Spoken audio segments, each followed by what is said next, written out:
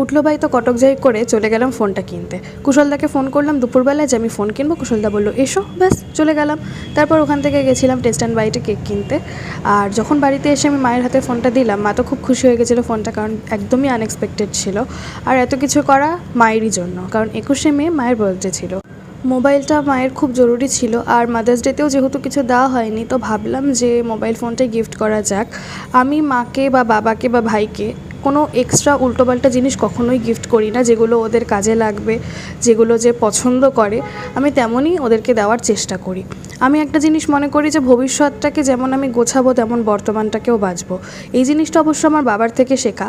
তবে আমার বাবা ভবিষ্যৎ নিয়ে না ভাবলেও বর্তমানটাকে দারুণভাবে এনজয় করে। আমি দুটোই ভাবি। আর আমি সবসময় সবাইকে এই কথাটাই বলি যে বর্তমানটাকে বাঁচাটা খুব জরুরি, কারণ এই মুহূর্তটা চলে গেলে দ্বিতীয়বার আর ফেরত আসবে না। ভাইয়ের হাতের বিরিয়ানি খেয়ে দিনটা শেষ করলাম। তোমরা সাথে থেকো, পাশে থেকো, দেখা হবে নেক্সট